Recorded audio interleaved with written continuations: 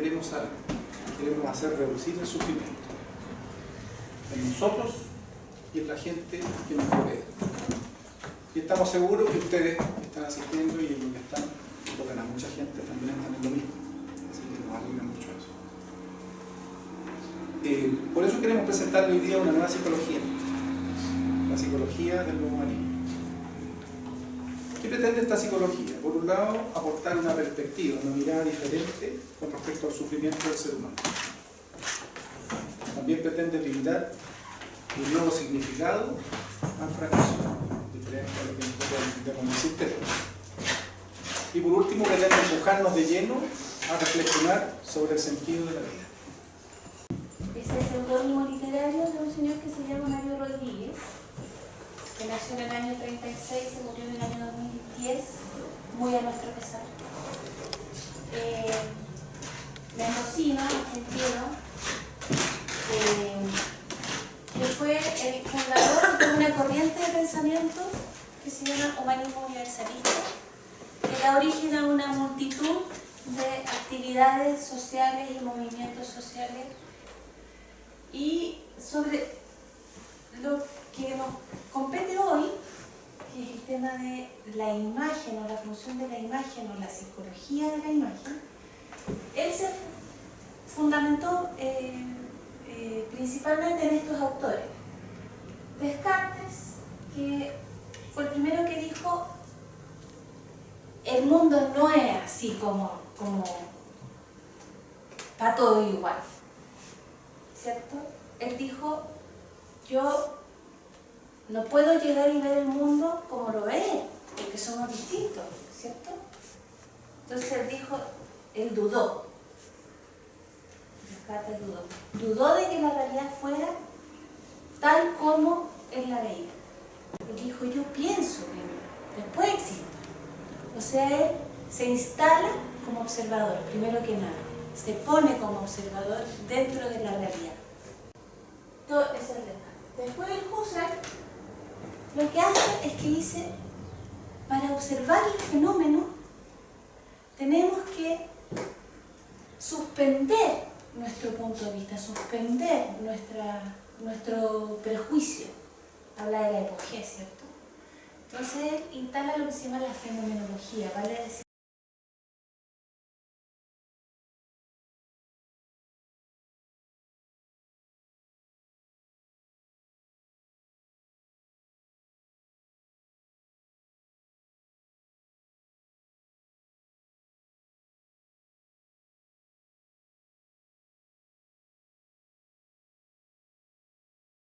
la conciencia es activa en la búsqueda del fenómeno. Eso es lo que hace Ventano, lo que aporta. Después Sartre hace algunos otros aportes respecto de las preguntas existenciales del ser, que sí lo también rescata. Y finalmente, Binswanger, a principios del siglo XX,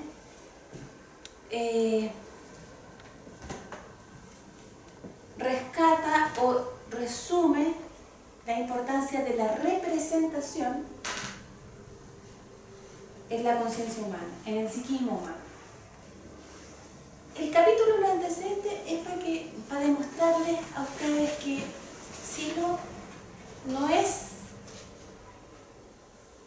un capítulo aparte dentro de la psicología moderna, sino que está dentro de un continuo.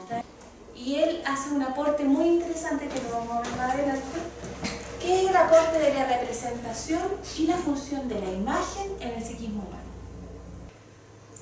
Antes de continuar, quiero que conversemos un poco acerca de nuestra concepción del ser humano. Nosotros no hablamos del ser humano como se habla en la ciencia actual.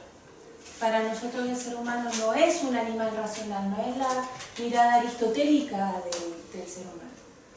Para nosotros el ser humano es, primero que nada, histórico.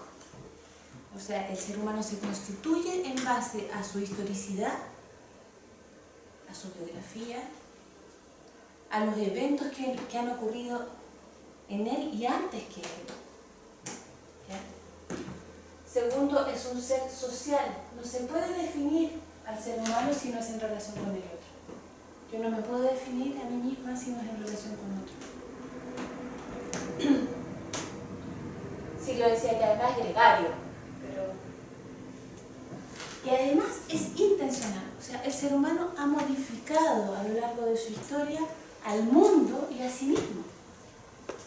¿Cierto? Es un ser que tiene la particularidad diferente de los otros animales de modificarse a sí mismo, de modificar todo lo que lo rodea.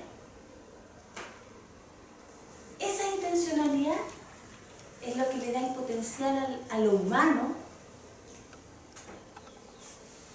infinita. Cosas que nos gustaría que quedaran un poco claras hoy día. A lo mejor no, pero puede ser. Una es que la conciencia del mundo constituye una estructura. Y esa estructura se modifica bilateralmente. Lo otro que nos gustaría que nos quedara muy claro es qué es el espacio de representación, para qué sirve, cómo se opera con él, porque es en el fondo la base de nuestra psicología. Si nosotros sabemos operar con nuestro espacio de representación, podemos hacer lo que queramos. En ese espacio de representación, ¿qué función cumple la imagen? ¿Qué es la imagen? Vivimos en un mundo que no es fácil, vivimos en un mundo que es violento, agresivo, deprimente. Frente a este mundo podemos tener tres alternativas. Una, nos vamos para la casa y nos metemos al computador y nos borramos, nos fugamos. ¿Cierto? Y ahí le metemos al jueguito. Desadaptarnos, chao, filo. La otra opción es adaptarme, competir, ser la mejor, ¿cierto? Realmente lo que nosotros proponemos es la adaptación creciente. ¿Qué significa para nosotros la adaptación creciente? Significa transformar el mundo que nos rodea, modificar aquello que no nos gusta, darle sentido a nuestra vida a través de la transformación. Es la representación lo que mueve, no la percepción. Eso es bien importante. ¿Ya? Entonces, ¿qué es la imagen? La imagen en el fondo es la representación que yo me hago de la percepción. Ahora, ¿cuán grande es el espacio de representación? Ustedes acaban de tener la experiencia de que el espacio de representación es tan grande como ustedes puedan representar, pero se registra en este límite táctil sinestésico que tenemos que es nuestro cuerpo. Aquí está el registro. Vamos a comprender que este monito tiene una función intelectual, una función emotiva, una función motriz y una función energética.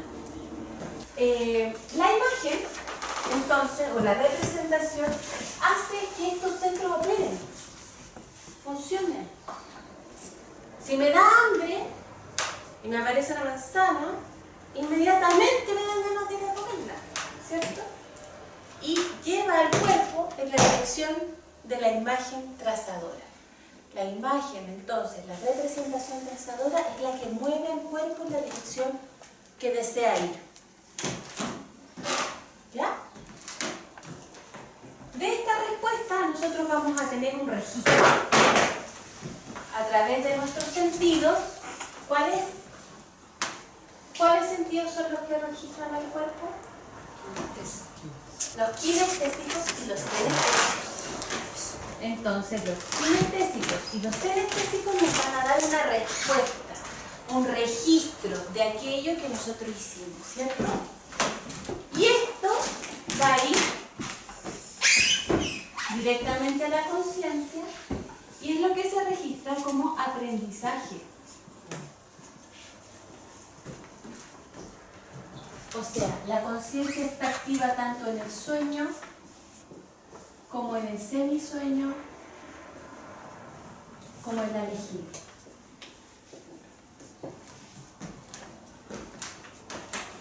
¿Ya? Y está igual de activa, y está igual de operante, con la única diferencia que tiene más o menos acceso a los estímulos externos.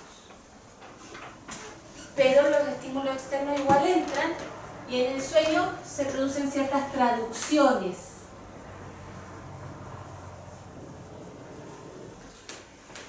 Y hay otra vigilia que le llamamos conciencia de sí o vigilia sin ensueño.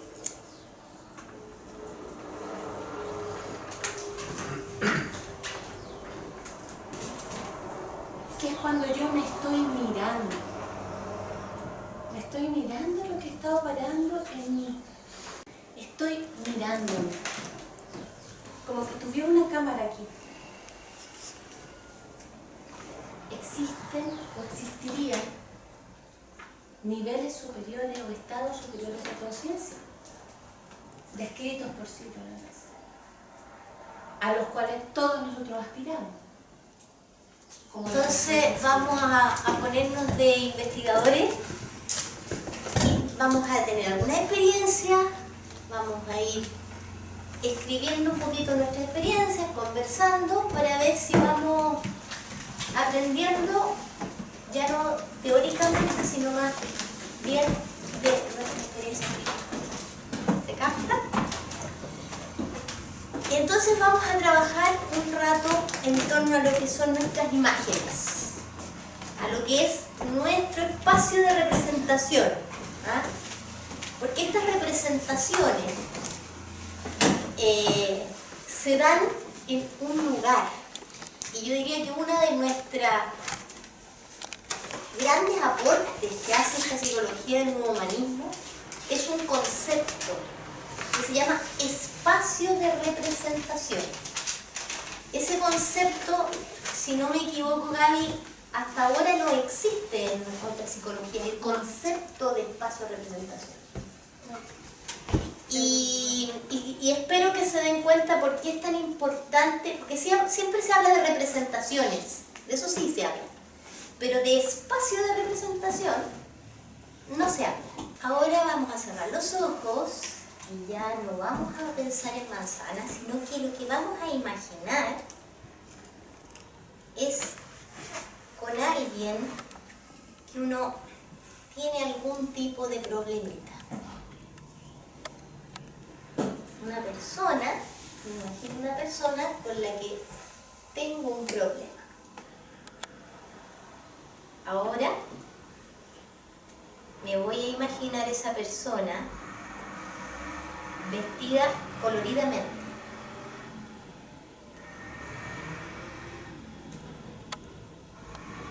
Voy a tratar de imaginar lo alegremente, incluso que ríe amablemente. ¿Por qué? Porque entender que esas imágenes tienen carga afectiva. ¿Ya? Y esa carga afectiva es lo que nosotros tenemos que ir trabajando para transformar nuestro rollo interno. ¿Entiendes? Claro. Entonces yo siento que cuando uno, lo que me pasó ahora, que cuando uno empieza como a resentir esas emociones, para mí va por un buen camino porque uno está como sacando, desbloqueando esa emoción. Entonces eso me pasó y igual es bueno.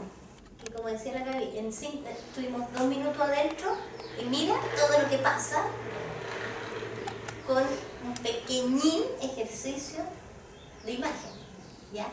Y cómo estas imágenes no son simples copias, casi como fotos de la realidad, sino que son cargas completas, rollos enteros que hay simbolizados en estas imágenes, ¿ya? Ustedes dos tuvieron una experiencia que tiene un nombre también y que se trabaja en autoliberación, que se llama conversión de imágenes tensas. Y eso es posible, y hay un método para hacerlo y está explicado y no es tan complejo. Existe la conversión de imágenes tensas cotidianas y conversión de imágenes tensas biográficas, que ya son algo más complicado. Acabamos de experimentar los ejercicios que acabamos de hacer son ejercicios de movilidad de imágenes, ¿ya? Lo que quería que fueran experimentando es la importancia de tener y aprender movilidad de imágenes, porque todo esto de las conversiones que estamos hablando, de las imágenes tensas, requieren movilidad de imagen. ¿Ah? Ahí donde hay fijeza de imagen, generalmente tiende a haber sufrimiento, ¿no? Entonces es muy importante esto experimental. Hay distintos ejercicios, pero aquí solo el primer punto: las imágenes tienen carga, las imágenes pueden moverse, tal como existen los gimnasios, diríamos, para ir a hacer ejercicio de cuerpo. También hay formas de aprender a tener más movilidad de imágenes, y eso ayuda mucho en lo que es superación del sufrimiento. Entonces, el primer ejercicio. Vamos a ir ahora experimentando otras cosas para ir aprendiendo otras cosas importantes. Este espacio de representación que estábamos hablando es un espacio interno que conocemos poco, ¿ya? Y tiene profundidad, ¿ah? Y tiene altura, ¿ya? Este es un espacio que está dentro de nosotros mismos y que como todo espacio tiene un volumen, ¿ya? Y yo quiero que vayamos experimentando qué pasa con nosotros adentro de ese espacio y adentro de su volumen, ¿ya? Vamos a trabajar con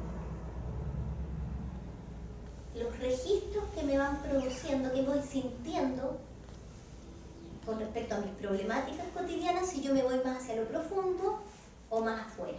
Eso vamos a experimentar.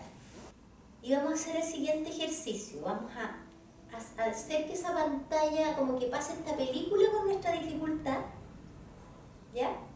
Entonces vamos a cerrar los ojos, vamos a imaginar en esta pantalla nuestra dificultad como que se está desplegando, y nosotros la vamos a estar mirando, esta dificultad, pero mientras vamos a ir profundizando en nosotros el punto de mira y alejándonos de esta pantalla donde se despliega la dificultad, hacia adentro, hacia adentro, hacia adentro, tomando distancia de este problema. El problema está más afuera y yo estoy bien adentro observándolo. Es la representación, fíjate, de justamente cuando se te aplana el espacio de representación y ¡pah! Incluso está como aquí. En cambio, este espacio de representación, en vez de estar plano y aquí, puede estar profundo, ¿no? Y ahí van pasando cosas porque uno va teniendo más distancia, más posibilidad de ver. Entonces, este ejercicio de la profundidad y de la altura nos va a dar grandes herramientas para trabajar. Bien, entonces hemos experimentado los registros de acuerdo a la profundidad. Y quiero también que hagamos lo mismo, experimentar registros de acuerdo a la altura. Porque antes fuimos a ver altura, pero no nos focalizamos en esa diferencia de lo que pasa internamente, ¿ya? Y podemos tomar el mismo problema de antes u otro, el que quieran, pero un problemita que vamos a desplegar también en nuestra pantalla, cerrando nuestros ojos. Vamos a observar ese problemita y lo que vamos a hacer es empezar, vamos a dejar el problema abajo y nosotros vamos a ir subiendo hacia arriba, en un cerrito, en alguna forma que ustedes quieran subir, como sea, pero tomando distancia del problema.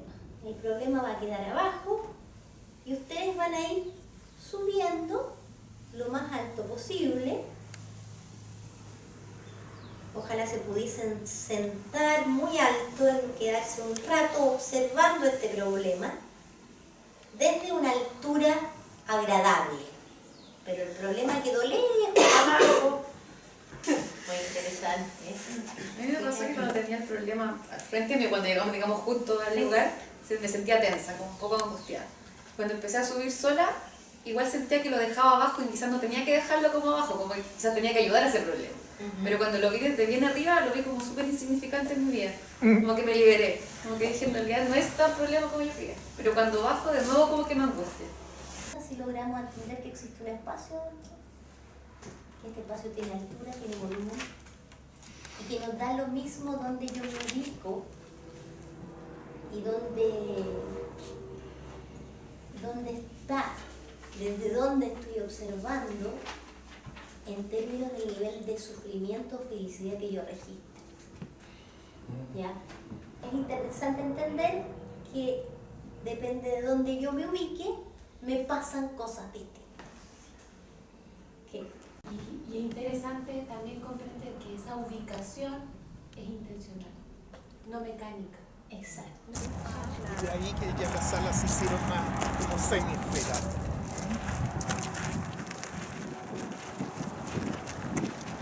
Y como van a ver,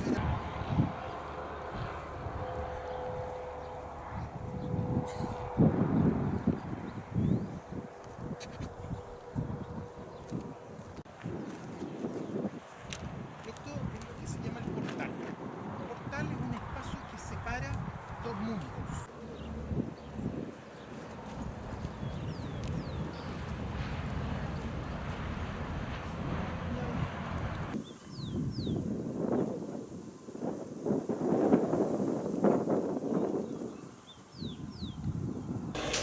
Siempre nos enseñaron que a un determinado sentimiento correspondía una determinada cara y una determinada postura, ¿cierto? Entonces uno sabía que si alguien estaba alegre, uno lo iba a encontrar así, derechito, y si alguien estaba triste, uno lo iba a encontrar como así, ¿cierto? Entonces, esta relación es una relación muy antigua, que se sabe hace mucho tiempo, que la alegría produce un estado así y la tristeza así, ¿bien? Y hasta ahí estamos todos perfectos. Sin embargo, lo que a uno no le enseñaron en el colegio es que esto también es así, para el otro lado, ¿ya? ¿Qué quiero decir con esto? Que no solo una determinada emoción produce un determinado cambio corporal, sino que el cambio corporal influye en la emoción. O sea que las relaciones para este lado también. ¿Se capta eso? ¿Y eso por qué? Es por lo que veíamos en la mañana. Al haber distintos centros, el centro, tanto vegetativo como motriz, influye en el emotivo. Y al revés, no sucede, que el intelectual influye. O sea, influye pero poquito, no es capaz de transformar totalmente. Entonces, esto de ir trabajando el tema corporal para influir en las emociones es súper importante.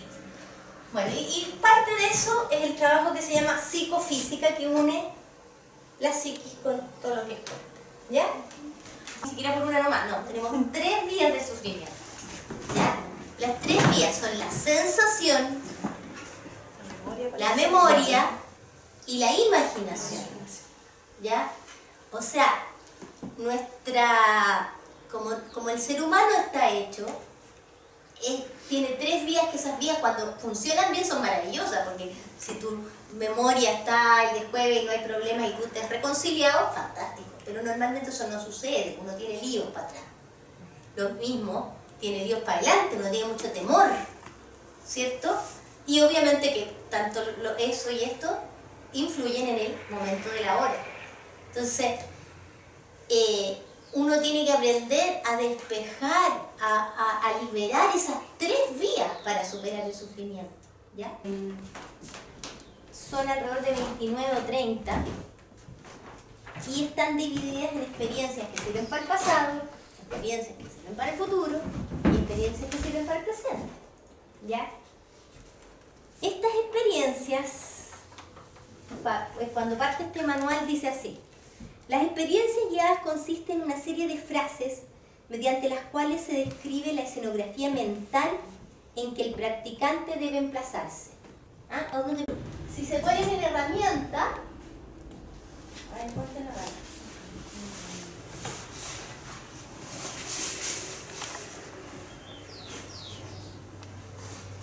En herramientas van a encontrar el manual de apoyo a las experiencias guiadas, que es este, donde explica todas las experiencias que hay, y las mismas experiencias.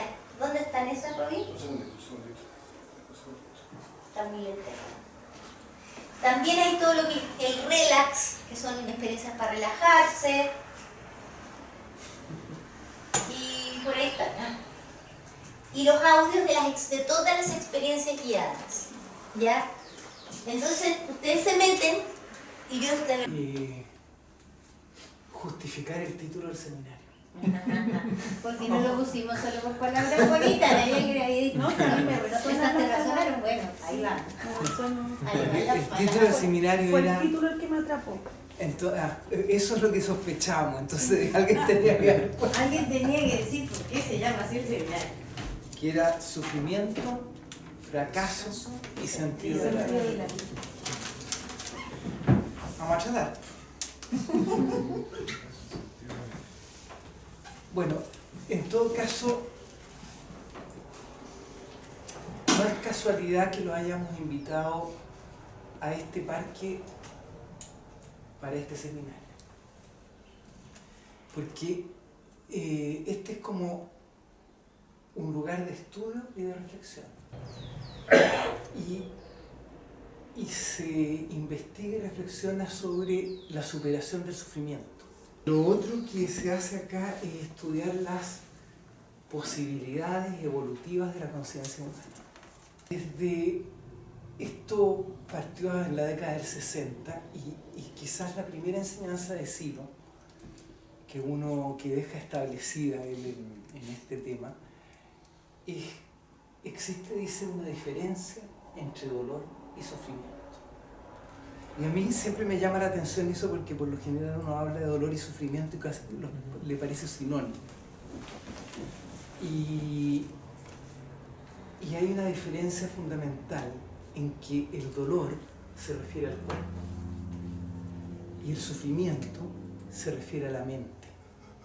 Lo que nosotros decíamos ya en la década del 60, decía, usted arregla la sociedad, pero aquí hay un problema en la mente humana que no se va a resolver solamente arreglándolo de afuera. Entonces el dolor tiene una raíz física y una raíz que, si avanza la ciencia y la justicia social, va a ir mejorando, pero la raíz mental del sufrimiento no se resuelve así. Y pareciera ser que si queremos resolver la raíz mental del sufrimiento, hay que hacer algo con uno mismo. Y el ser humano va a tener que hacer algo con uno mismo y nosotros vamos a tener que generar condiciones para esa posible evolución. Entonces esto era como un primer punto que yo quería como colocar. El dolor disminuye gracias al avance de la ciencia y de la justicia, pero el sufrimiento tiene una raíz mental. La raíz del sufrimiento está en el temor y la violencia. Solo que el temor y la violencia se anidan en la propia conciencia, acá adentro. Y a menos que el ser humano, la raíz de la violencia está en nosotros mismos. Por ello es importante hacer algo con uno mismo, mientras simultáneamente nos esforzamos por mejorar la sociedad en que vivimos. Entonces, no se trata de primero resolver las necesidades, con quién lo estábamos hablando, para luego ocuparte del espíritu. Ni tampoco a la inversa, fortalecer el espíritu para luego recién ir a tenderle la mano a nuestra gente. Entonces, esta propuesta dice, tendremos que desarrollar el cambio alrededor nuestro, en nuestro medio, al mismo tiempo que nos fortalecemos espiritualmente y buscamos superar el dolor y el sufrimiento. Entonces, es que yo no estoy suficientemente bien para mira, no importa, aquí desde donde tú estás hay que tenderle una mano al vecino y mientras estáis tendiéndole la mano tenéis que buscar lo mejor de ti para hacerlo. Es como un planteamiento simultáneo. ¿Y dónde está la raíz del sufrimiento? Nosotros, lo mencionó la Rosita cuando leyó la instrucción de experiencia guiada, nosotros pensamos que la raíz del sufrimiento está en la falta de sentido en la vida. O sea, ¿cuándo empezáis a sufrir? Cuando perdí el sentido. Cuando dejas de sufrir, cuando tu vida cobra sentido. Entonces, en la falta de sentido en la vida o en el falseamiento del sentido en la vida, ¿cachai? Porque a veces uno falsea su sentido y se dedica a otra cosa. Entonces empezáis a sufrir. O también cuando confundes el sentido en la vida con tus ensueños y tus deseos.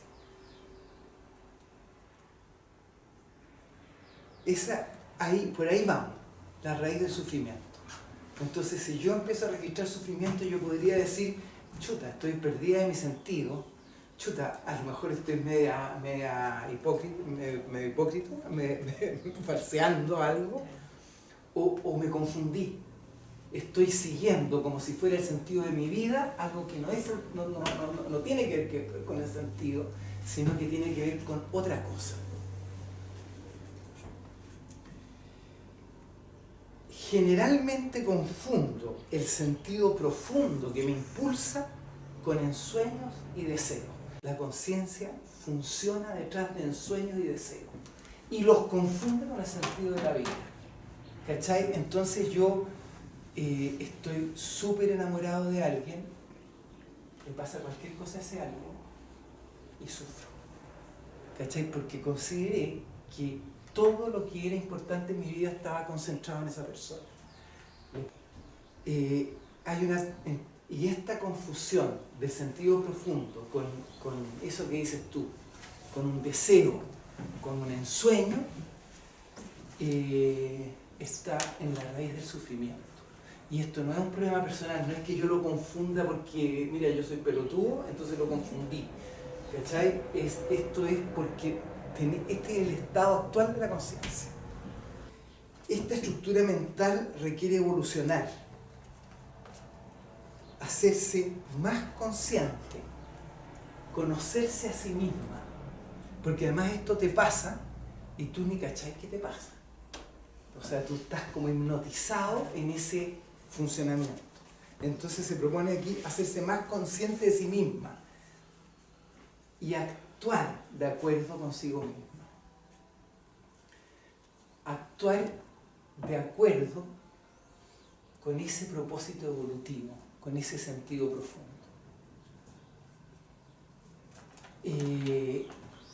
Entonces, tengo confundido mi sentido profundo con mis ensueños y mis deseos, me voy de jeta con mis ensueños y mis deseos, y una vez que esos fallan, el sufrimiento se me hace patente. Pero en alguna parte de mí hay un propósito, hay algo que me está impulsando, hay un sentido. Y si la conciencia logra ser más consciente de sí, comprender que ahí hay un ensueño, pero que mi propósito es más profundo, bueno, esa experiencia va haciéndome evolucionar, haciéndome crecer. La psicología del nuevo humanismo comprende a la mente y a la sociedad como una estructura. No es que yo sea el mismo en cualquier parte. No es que yo te pongo en otra familia y tú vas a ser la misma Jessica. No, tú eres parte de una estructura. Y si te cambia algo de esa estructura, bueno, también vas cambiando. La violencia interna se proyecta en las relaciones interpersonales. Si yo tengo violencia, yo proyecto esa violencia. Y la sociedad se organiza de un modo en que genera violencia. O sea, la violencia no es una cosa, está dentro de mi conciencia, pero yo la proyecto afuera, y esta sociedad que está construida por seres humanos tiene enraizada ya la violencia. Y también en ese sistema de relaciones yo ya estoy violentado. Y esto que dijo la Gaby, nosotros no hacemos psicología para adaptar a las personas o a nosotros mismos a un sistema violento o inhumano, sino para que uno mismo y las personas aprendan a comunicarse consigo mismos, a conectar el impulso que les da sentido y puedan llevar adelante su tarea de encuentro con los demás, de mejoramiento personal y de colaboración con otros para transformar el mundo en que vivimos. La pérdida de sentido ocurre cuando nos aferramos a una ilusión y confundimos esa ilusión con el sentido de la vida. La conciencia se prende de su ilusión y se afirma en ella porque teme que sin ese ensueño será infeliz. Eso de la profesión. Yo tengo que sacar esta profesión porque sin esa profesión perdí totalmente, o este amor. Es que me tienen que querer, porque si no... ¿ah? Y la conciencia se aferra a eso. Y además no lo va a soltar porque siente que si lo suelta, chuta, perdí el sentido. Entonces, lo aprieto más todavía. Y lo más terrible es que como creo tanto que eso es el centro de mi vida, yo lo tengo que lograr a cualquier costo.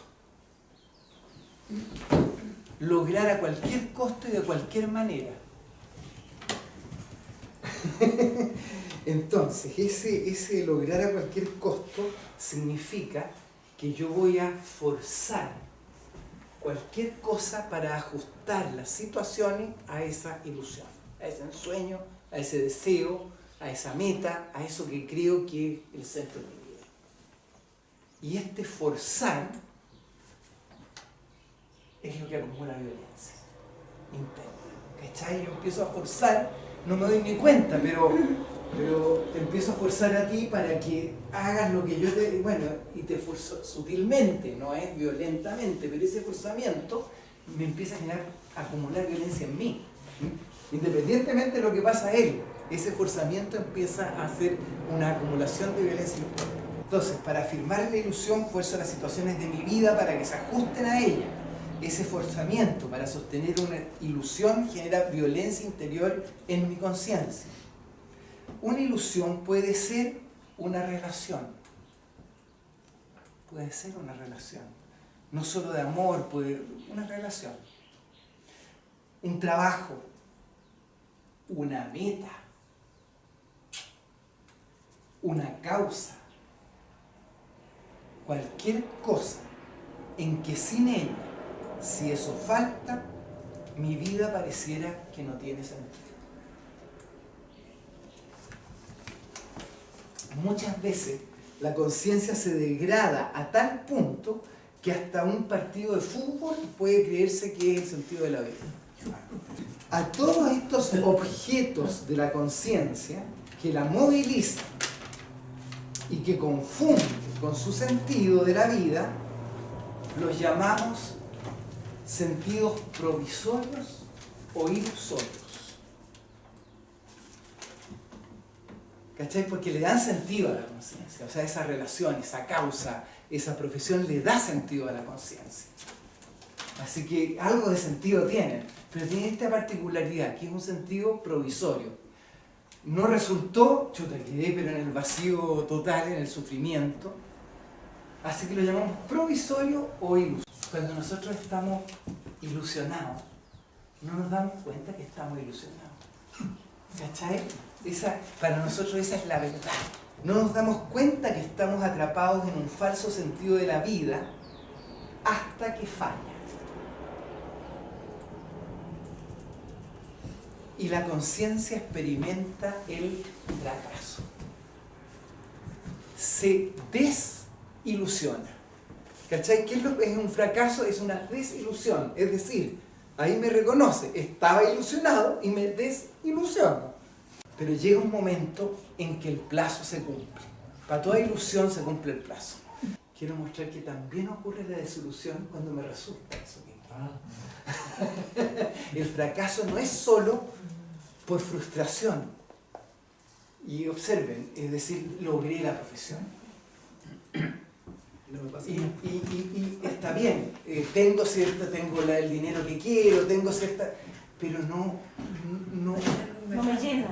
me llena como yo creí que me va a llenar. Algo pasa. Sino que al hecho de que se completó, sea porque ya no me resultó, o sea porque sí me resultó, pero no se corresponde exactamente a lo que tenía que producirse en esa plenitud. Vamos. Entonces el fracaso de la conciencia tiene esa gracia, que es una desilusión, pero no solo porque, pucha, no me resultó mi amor, puede que me haya resultado mi amor y la conciencia experimenta ese fracaso de todas maneras. Pero este fracaso es muy importante, ¿cachai? Porque acuérdate que estamos ilusionados, no nos entran balas, así es la ilusión. Pero cuando llega ese momento de fracaso, es en realidad un momento de libertad. ¿Cachai? Es un momento de despeje. Es un momento de chuta, ¿cómo es la vida? ¿Cuál es entonces lo importante? ¿Qué estoy haciendo? Todas las preguntas vuelven a presentárseme, que habían desaparecido totalmente mientras yo iba persiguiendo mi afán. Por un instante despierta de su ilusión, por un instante. Se libera de su afán y puede preguntarse nuevamente por su sentido, por su significado y por su sentido. El fracaso es un momento de libertad en la conciencia, un momento en que toma conciencia de sí mismo. El fracaso es central en esta psicología y es la oportunidad de avanzar en espiral evolutivo, en una espiral evolutiva más alta hacia el sentido profundo de la existencia. Nada tenemos que ver con los que creen que el sentido de la vida es competir, ganar, tener éxito y triunfar. Por el contrario, sabemos que esa ideología convierte el momento de libertad del fracaso en resentimiento. ¿Cachai? O sea, que desgraciadamente lo que está instalado en este momento te lleva indefectiblemente al resentimiento.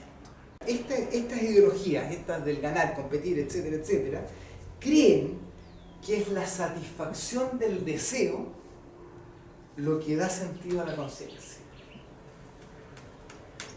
¿Cachai? Es decir, como que afirman que el satisfacer los deseos es lo que te da sentido y lo que te hace vivir y lo que te... Consideran que hay que sostener las ilusiones a cualquier precio. Ustedes escuchen a los cabros, ¿eh? Sí. Hay que sostener las ilusiones a cualquier precio y forzar todo para lograr las metas. Hasta la selección chilena. Esta dirección conduce al resentimiento y valora el deseo de venganza. ¿Cachai? Porque además llegáis a la conclusión de que si falláis es por los demás. Y los demás, empieza como esta reacción de la venganza que tiene que sufrir lo mismo que me está haciendo sufrir a mí, lo tiene que sufrir el otro. Y tenemos desatada una pandemia. Pandemia más que epidemia. Pandemia de depresión, de pánico, de suicidios, y comenzaron los asesinatos masivos. La gente no relaciona estas cosas, pero yo sé la relación. Dado que estamos viendo que el funcionamiento, que hablamos de la persecución del deseo y el fracaso, tiende al resentimiento, acumula resentimiento, lo otro que pretende la psicología del nuevo humanismo es aportar técnicas que faciliten una reconciliación profunda y la comprensión de esta mecánica ilusoria de la conciencia. Porque esto que decías tú es súper importante. Cuando yo empiezo a darme cuenta de que en realidad el otro ha sido el otro antes de que yo lo conocí, después que yo lo conocí, y lo único que cambió fue mi ilusión que tenía sobre el otro. ¿Ah? Cuando comprendo que yo puse en el otro cosas y que fui yo el que lo puse, empieza mi proceso de reconciliación. Entonces, encontrar técnicas que faciliten una reconciliación profunda y la comprensión de la mecánica ilusoria. Pretende proporcionar la acción movida por el deseo. Esto, no, como les dije, no es posible de eliminarlo, pero se puede proporcionar. Y se puede cambiar la valoración. ¿Cachai? Que es distinto valorar cierto tipo de acciones en uno que valorar otra. Valorar más la comunicación que el ganarte, por ejemplo. Porque es una cosa tan fácil. Y valorar las acciones que empiezan a acumular en mi unidad interna.